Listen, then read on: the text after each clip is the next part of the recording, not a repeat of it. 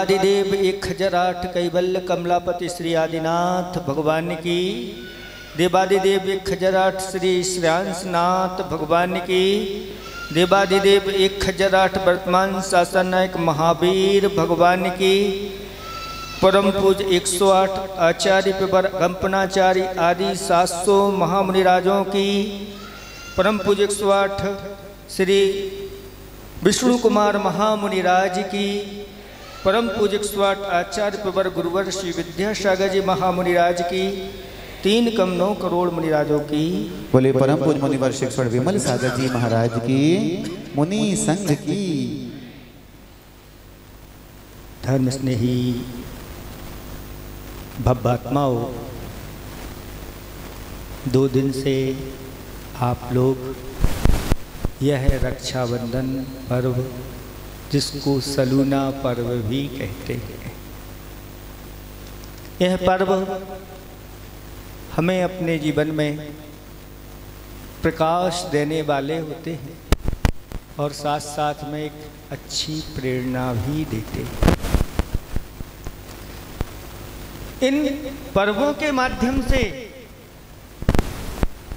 हम कभी इतिहास से जुड़ते हैं तो कभी समाज से जुड़ते हैं तो कभी संस्कृति से जुड़ते हैं और इसके साथ साथ धर्म से भी जोड़ने वाले ये पर्व हुआ करते हैं और बहुत बड़ी शिक्षा हमारे लिए ये प्रदान करते हैं। जैसे कल आपने कथा सुनी थी, उस कथा से हमें क्या शिक्षा मिलती है? सबसे बड़ी शिक्षा तो ये हमें मिलती है कि हम अपने राष्ट्र की और अपने धर्म की बागडोर ऐसे लोगों को नहीं सौंपें जो धर्म का नाश करने वाले। आचार्य भगवंत कुंद कुंद स्वामी महाराज हुए, उन्होंने रेणसार ग्रंथ लिखा और उसमें लिखा कि ऐसे लोगों के लिए धर्म की बागडोर नहीं सौंपना चाहिए, पूरा का पूरा एक छंद ही बना दिया। वह छंद क्या है? वानर गद्दह साण गए बग्घ बराह कराह, मक्खी जलूय सहाव नर, जिनवर धर्म विनाश। ऐसे लोगों के लिए धर्म की बागडोर नहीं सौंपना चाहिए, क्योंकि ये धर्म का विनाश है। कैसे स्वभाव वाले? तो कहा वानर, वानर, वानर जानते हैं आप लोग?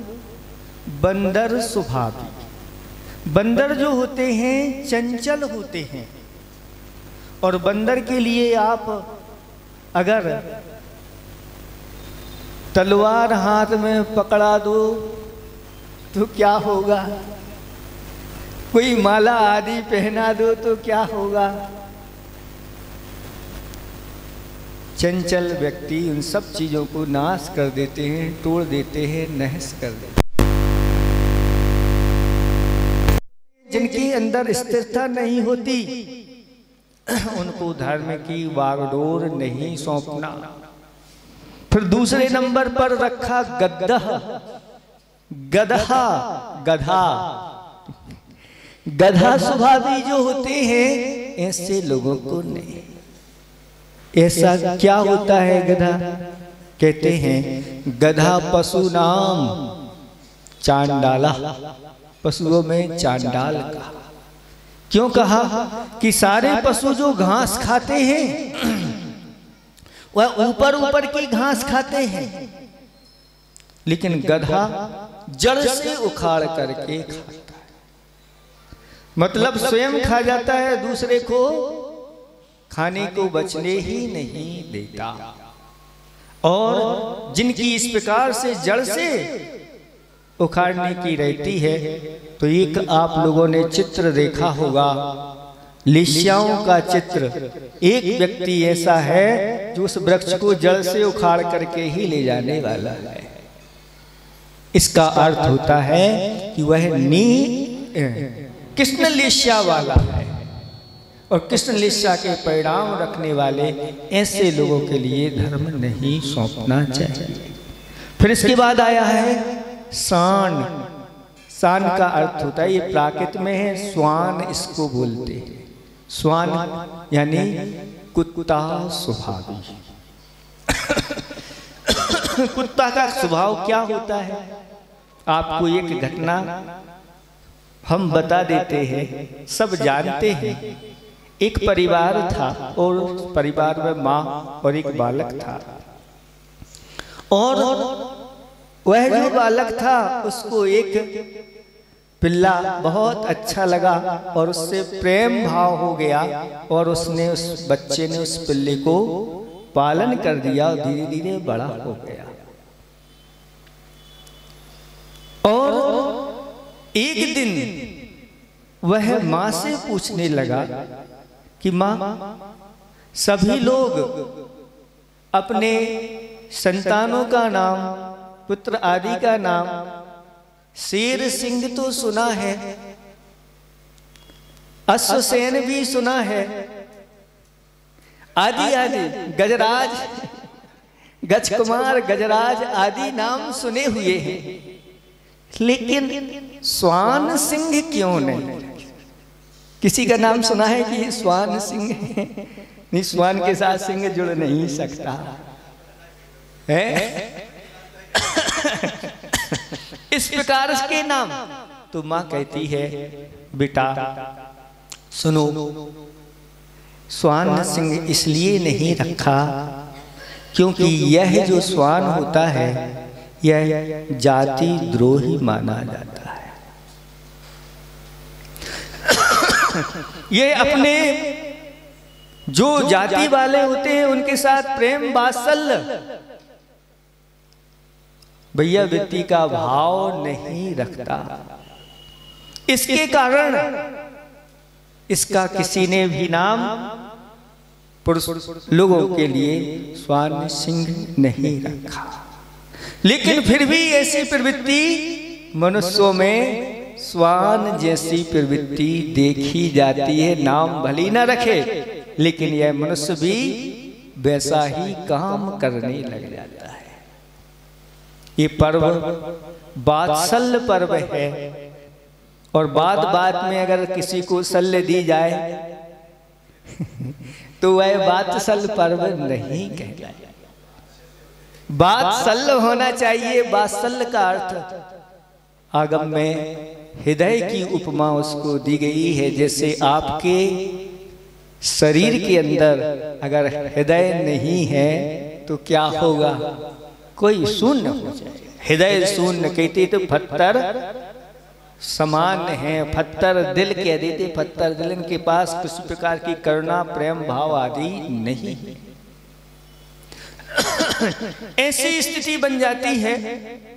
और माँ कहती है कि अभी अगर ये आपके गोद में है, खेल रहा है, लेकिन अभी कोई भी दूसरी अगर आ जाए इसी प्रकार का, तो आपकी गोद छोड़कर के लिए यह भौंकने लग जाता है। उनके प्रति द्रोह रखने वाला होता है। वह माँ कहती है कि जैसे दूध सफेद है, आपका अकौआ का दूध भी सफेद है, लेकिन दोनों मिल नहीं सकते। अगर मिल जाएंगे तो क्या होगा? एक दूसरे को विकृत कर देंगे। लेकिन दूध में पानी क्यों मिल जाता है? क्योंकि पानी का स्वभाव कैसा होता है? जैसा संग वैसा उसका रंग हो जाता है। जिसके साथ मिलता है वैसा ही वह घुल मिल जाता है। इसलिए आचार्य भगवंत ने लिखा कि यह पानी की बूंद अगर वह नीम की जड़ में चली जाती तो कटुक हो जाती, और वही गन्ने की जड़ में चली जाती है तो क्या बन जाती है? मधुर हो जाती है। और वही पानी की बूंद अगर कमलनी के पत्त पर पड़ जाती है तो वह मोती जैसी चमकने लगती है। और वही पानी की बूंद अगर स्वाति नक्षत्र का योग हो और सीप में पड़ जाती तो साक्षात मोती का रूप धारण कर लेती। और वही पानी की बूंद जब तीन लोक के नाथ श्री जी के ऊपर पड़ती है तो गंधोदक बन करके हमारे लिए और बड़े बड़े आचार्य परमेष्ठी इसको सिर पर धरते। इसलिए पानी और दूध का मेल हो जाता है। उसी प्रकार जो साधर्मी भाई होते हैं उनको ऐसे ही मिलजुल करके रहना चाहिए। सूतयान पिति सद्भाव सनाथा पेत कैतवा पिति पत्तिर यथा योगम वात्सल्यम अभिलप्यते। साधर्मी के साथ बैर भाव कभी नहीं रखना चाहिए। साधर्मी के साथ बैर भाव और विधर्मी के साथ मित्रता अगर ऐसा होता है तो समझ लेना अपना पतन प्रारंभ होने वाला है या शुरू हो गया है। जो साधर्मी के साथ तो बैर भाव रखता है और विधर्मी से मित्रता करके चलता है, यही से पतन की निशानी प्रारंभ हो जाती है। अब कैसे रखना साधर्मी के भाव तो बताए जा रहे हैं। अपना सूथयान पिति, सूथयान यानी अपना साधर्मी भाइयों का जो समूह है। साधर्मी कहते किसे हैं महाराज? इसका अर्थ जिनका धर्म समान है। और धर्म की परिभाषा आप जानते हैं, सम्यक दर्शन, सम्यक ज्ञान और सम्यक चारित्र को धर्म कहा। और जिनका सम्यक दर्शन, सम्यक ज्ञान और सम्यक चारित्र समान है अथवा जिनके देव, शास्त्र और गुरु ये समान है, वो सब साधर्मी भाई। और ऐसे साधर्मी भाइयों के प्रति मायाचारी से रहित सनाथा अपैत कहतवा, मायाचारी से रहित और यथा योग जो आपस में प्रेम भाव होता है, क्षेम कुशल होती है, एक दूसरे से प्रति जय जिनेन्द्र होती है, उसी को आचार्य भगवंतों ने यथा योग आदर सत्कार करने का नाम वात्सल्य अंग रखा गया है। कैसी प्रीति होना चाहिए? गौवत् सम, गौ के लिए रखा। आप लोगों के कोई कह देते कि वो सेठानी है या कोई इस प्रकार से राजा है, रानी है, जैसे अपने पुत्र के प्रति वात्सल्य रखते हैं या प्रेम रखते, उसके समान नहीं कहा। आचार्य भगवंतों ने कहा गौवत्स संप्रीति। गाय अपने बछड़े के प्रति जैसी प्रीति रखती है। गाय को कभी अंदर से ये भावना नहीं रहती ये बछड़ा मेरी बड़ी होकर के क्या करेगा, सेवा करेगा, नहीं। लेकिन आप लोगों का सब क्या रहता है, ये संतान जिसके लिए मैं दूध पिला रही हूँ, जिसको पाल पोस करके बड़ा कर रही हूँ, इसमें स्वार्थ है। लेकिन गाय स्वार्थ के नहीं, वह तो अर्थ और परमार्थ के लिए इस प्रकार का कार्य करने वाली होती है। इसलिए परोपकार में गाय का नाम भी, परोपकारी में एक गाय का नाम रखा। कहा है कि स्वार्थ का कीड़ा परमार्थ का बीड़ा क्या उठा सकता है? जिसको स्वार्थ का कीड़ा लग गया है, ऐसा व्यक्ति कभी परमार्थ का बीड़ा नहीं उठा सकता। इसलिए जो परमार्थ के लिए आगे आते हैं, अपने कदम आगे बढ़ा देते हैं और स्वार्थ को छोड़ देते हैं, घर के बड़े बड़े काम छोड़ करके भी धर्म और धर्मात्मा के लिए तैयार हो जाते हैं, ये कहलाते हैं परमार्थी। अर्थ की भी चिंता नहीं करते, और छोड़ करके लग जाते हैं, ऐसे व्यक्ति वास्तव में वह वात्सल्य धर्म के स्वामी होते हैं, ऐसा शास्त्रों में कहा गया है। इसलिए बेटा माँ समझाती है कि ये इसका स्वभाव ऐसा है। तो बेटा कहता है आज का मनुष्य भी तो माँ ऐसा ही हो रहा है, फिर उसका नाम स्वान सिंह क्यों नहीं हो, उसका भी होना चाहिए। और बेटा कहता है माँ आपने बहुत अच्छी बात बता दी, अब मैं कभी इस प्रकार की वृत्ति अपने जीवन में नहीं अपनाऊंगा। मैं सबके प्रति प्रेम वात्सल्य और उसकी भावना रखूंगा, अपने जो भी साधर्मी भाई हैं ऐसा कर। प्रकाश में प्रकाश एक मेघ सा। एक और हाइकू आचार्य ने लिखा है, दीप अनेक होते हैं, दीप अनेक, प्रकाश में प्रकाश एक मेघ सा। बहुत सारे दीप रख दो और दीपों का प्रकाश एक मेघ हो जाता है। ऐसे ही जब भी धर्म की बात आए, धर्म रक्षा की बात आए, और जब भी ये सम्यक आयतन होते हैं, इन सम्यक आयतनों की रक्षा की बात आए तो सबको एक मेघ हो जाना चाहिए, जैसे दीपक का प्रकाश एक मेघ हो जाता है। इसी का नाम वात्सल्य अंग है। ये आपके लिए बता दिया कि अगर स्वान स्वभावी है तो उनके लिए धर्म की बागडोर नहीं। धर्म का जो नेता बनता है उसको अपने सभी साधर्मी भाइयों, किसी के साथ मेरा बैर भाव नहीं, क्योंकि अब तो मैं सबका मुखिया हूँ, हमें सबको लेकर के चलना है।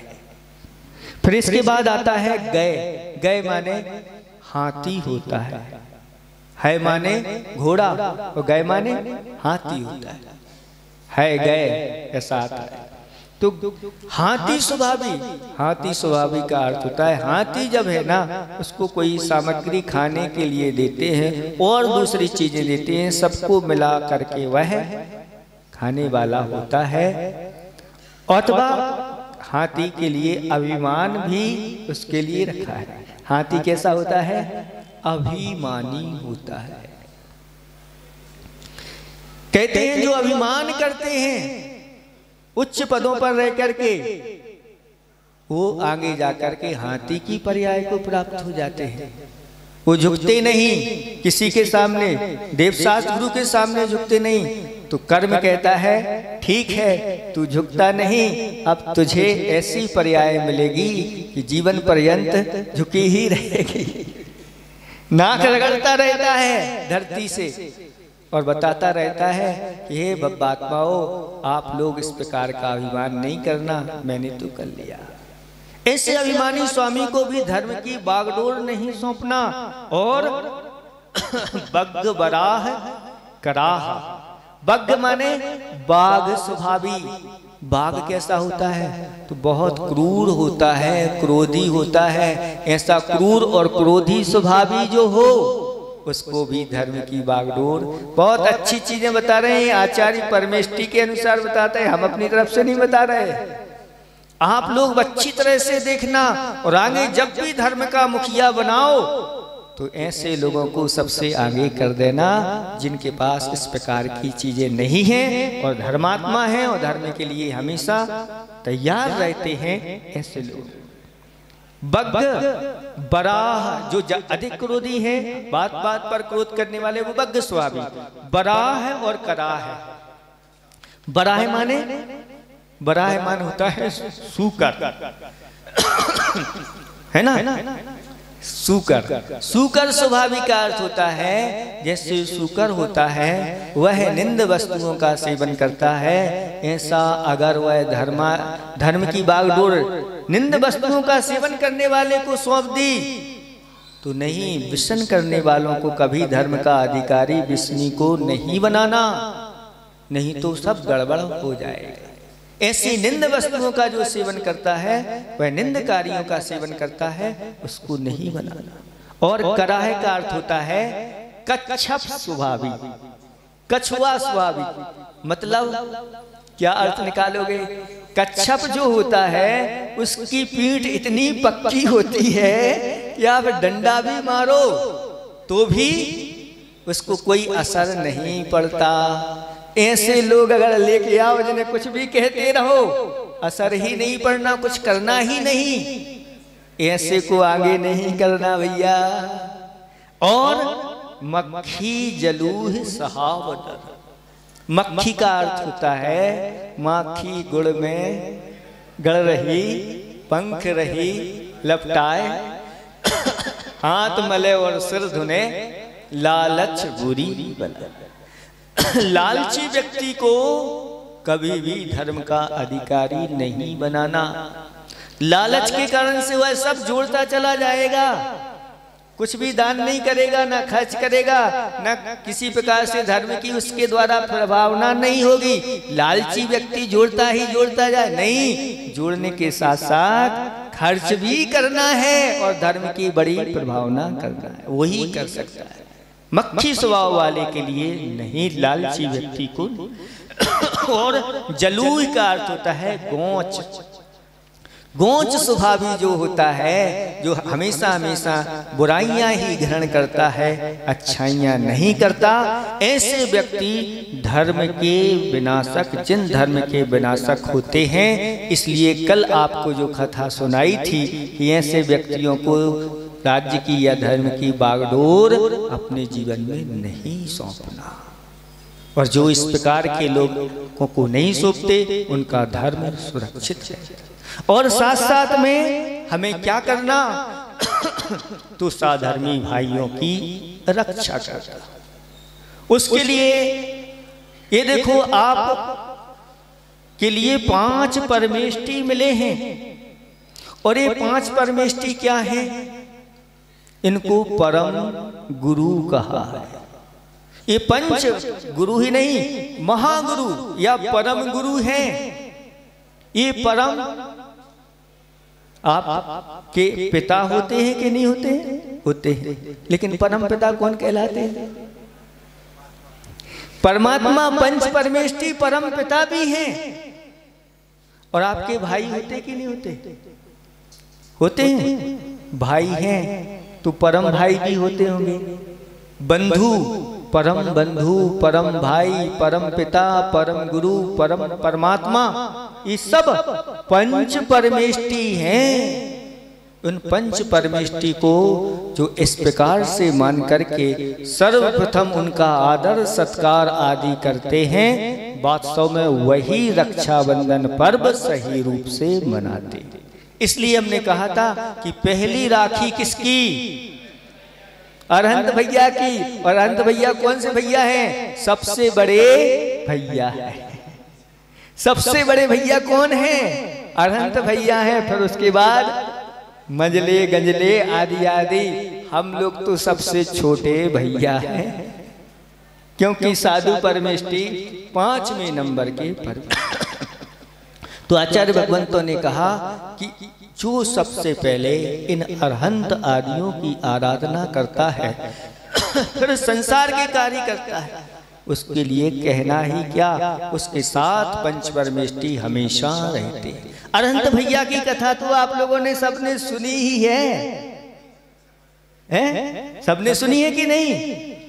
थोड़ी संक्षेप से सुना देते हैं आप लोगों को शॉर्ट में उसका सार। एक माँ थी और उसका एक बच्चा था, और उस एक गांव में, छोटे से गांव में रखते, तो उस गांव में स्कूल नहीं था, मंदिर तो था। और जब वह थोड़ा सा बड़ा हुआ, स्कूल जाने योग्य हुआ, और दूसरे गांव में वह स्कूल था, बीच में जंगल पड़ता था, तो माँ अब नाम लिखाना है, तो साथ में नाम लिखाने के लिए दूसरे गांव में बालक को लेके चली गई। बालक छोटा था, तो धीरे धीरे प्रतिदिन उसको छोड़ने जाती थी। माँ सोचती है अब मैं प्रतिदिन छोड़ने कैसे जाऊं, और बालक से कहती है कि बेटा अब डेली डेली मैंने तूने ये रास्ता देख लिया है और अब स्कूल जाना है। तो आए बालक कहता है, माँ रास्ते में ऐसा जंगल रहता है, एकांत रहता है और मुझे बहुत डर लगता है, इसलिए मैं अकेला स्कूल नहीं जाऊंगा। तो माँ कहती है, तू अकेला कहाँ है? जंगल में तेरा भाई रहता है ना, और जब भी डर लगे तो अपने भाई को बुला लेना। वह कहता है, मेरा भाई भी है, मुझे अभी पता नहीं था। माँ उस भाई का नाम क्या है? तो माँ कहती है, अरहंत भैया। कौन है?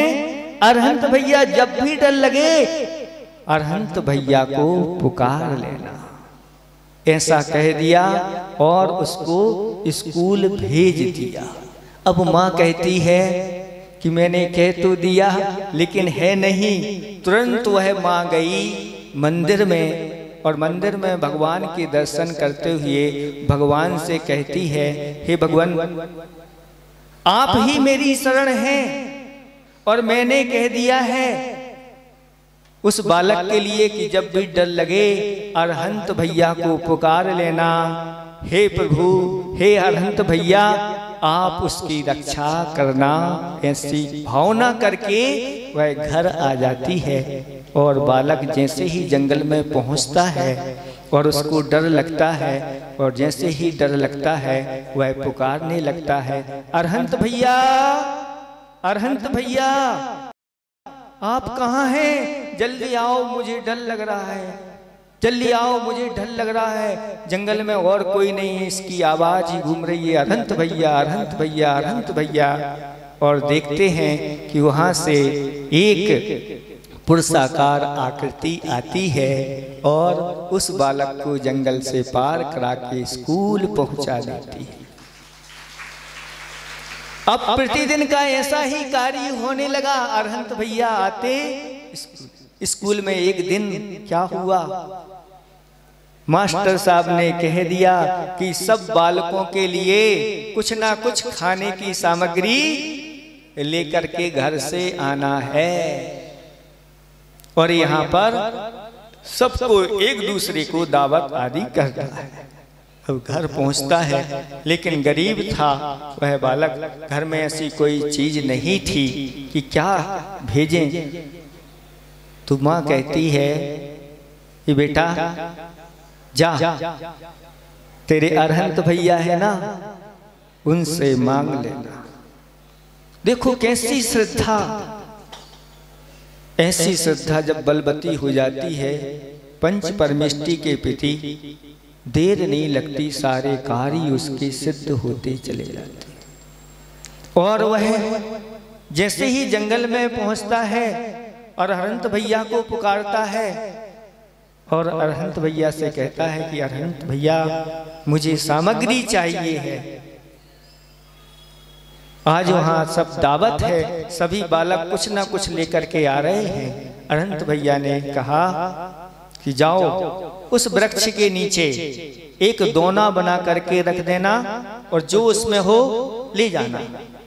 दोना बना करके रख दिया और उसमें देखा कि दोना दूध से भर गया। वह दोना भरा हुआ दूध वह ले जाता है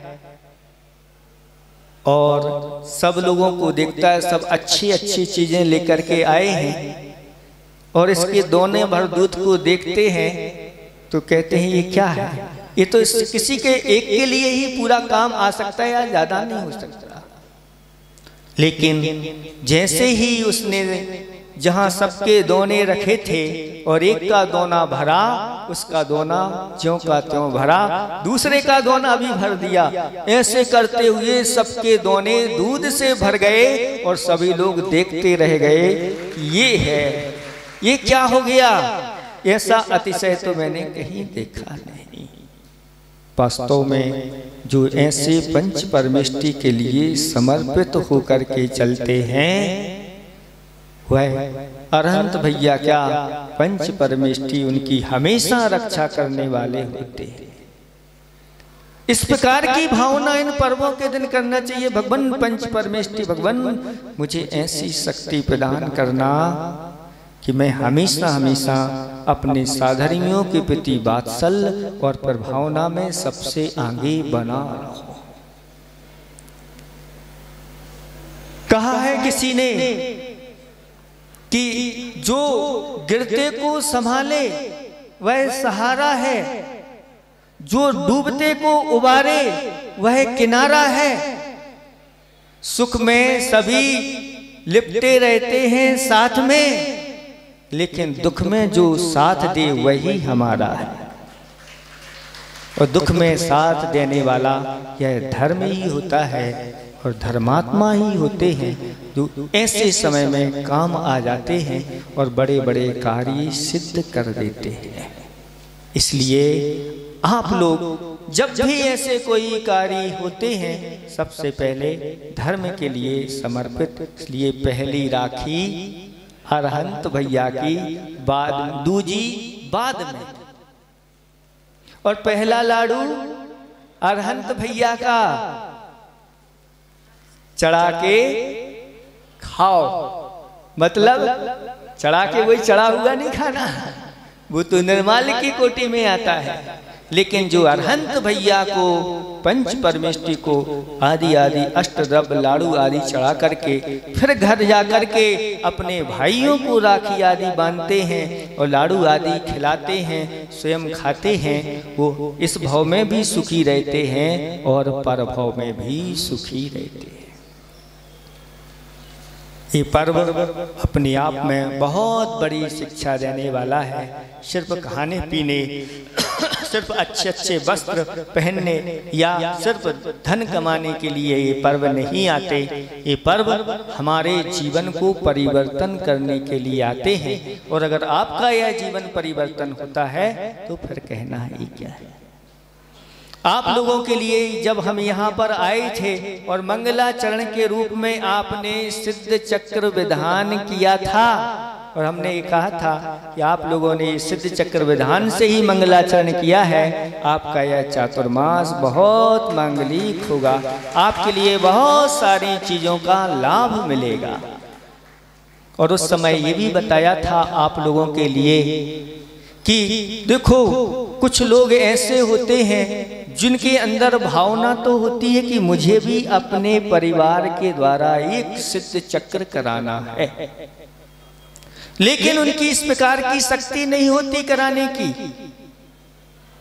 तो हमने ये बताया था कि कोई बात नहीं, एक मंडल अगर आप ले लेते हैं अपनी तरफ से, और बहुत एक इन लोगों से कह दिया था कि एक ऐसी छोटी राशि रखना जिसमें एक मैना सुंदरी और एक श्रीपाल बैठ सकें और अपने ही मंडल बना करके पूरी की पूरी 8 दिन द्रव्य चढ़ा करके आराधना कर सकें। ऐसी भावना करना कि एक ऐसा विधान हो जो विधान पूरे भोपाल नगर का हो और सारे लोग उसमें आकर के शामिल होकर के लाभ ले सकें। उस समय कहा था, इस समय इन लोगों ने अपने भाव बनाए और गुरुजी के पास भी गए, आशीर्वाद लेकर के आए हैं। ये लोग अब किस रूप में कहां पर कैसे होने वाला है ये सब जानकारी आप लोगों को मिलेगी। अभी तो भाव बना लेना कि कम से कम मैना सुंदरी और श्रीपाल बन करके एक मारने के ऊपर हम बैठ करके पूरे सिद्ध चक्र की भावना करेंगे और उसका फल वही मिलेगा जो आप पूरा विधान करके करते हैं। लेकिन हम तो ये बताएंगे आप लोगों के लिए कि अभी आप इस प्रकार से कर रहे हो, इस प्रकार की शक्ति आप लोगों के अंदर आए कि पूरा का पूरा विधान ही आप अपनी तरफ से करवाने की शक्ति आपके अंदर आए। जैसे यहाँ कह रहे थे ना, तुरंत दान महाकल्याण, लेकिन इस विधान की विशेषता रहेगी, आप ध्यान रखना, इसमें तुरंत दान नहीं होगा, इसमें दान पहले होगा, विधान बाद में होगा। यानी जिसका पहले राशि के साथ जमा होगा वही क्रम से पंक्तियों में आके बैठेगा। ये विधान विशेष रहेगा, सामान्य नहीं होगा। पहले आपकी राशि आएगी और राशि के बाद फिर आप वहां जाकर के आपका मंडल उसी नंबर से क्रम से फिक्स हो जाएगा। कहते हैं ना, पहले आओ पहले पाओ। ऐसा ये अद्वितीय विधान आपकी अभी बैठ करके इसकी सारी भूमिकाएं बनेगी। आप लोग बस अपना भाव बना लेना, ये जल्दी से जल्दी हमें इसमें शामिल होना है। और सभी एक धर्म की एक महान बड़ी प्रभावना आप लोगों को सबको मिल करके करना है। बस इतना ही हम पर्याप्त समझते हैं, क्योंकि कल बहुत लेट हो गए थे। आज तो आपका पूजा पाठ सब कुछ हो चुका है ना, सिर्फ विसर्जन ही होना है। और आज पर्व का दिन है और भी आप लोगों के कार्य हैं। बस इतना ही हम आप लोगों से कहना चाहते हैं, इस पर्व को ऐसे ही बड़े उत्साह के साथ आप लोग प्रतिवर्ष मनाना, क्योंकि ये पर्व हमारे लिए पवित्र करने वाले हैं। आप सभी लोग इसी पवित्रता को प्राप्त हों, इन्हीं भावना के साथ अहिंसा परमो धर्म की। हाँ, आचार्य श्री के चरणों में अर्घ्य चढ़ा लेंगे, अपने हाथों में अर्घ्य लेंगे। आचार्य श्री जी के चरणों में हम झुका रहे अपना माथा, जिनके जीवन की हर चर्या बन पड़ी स्वयं ही नव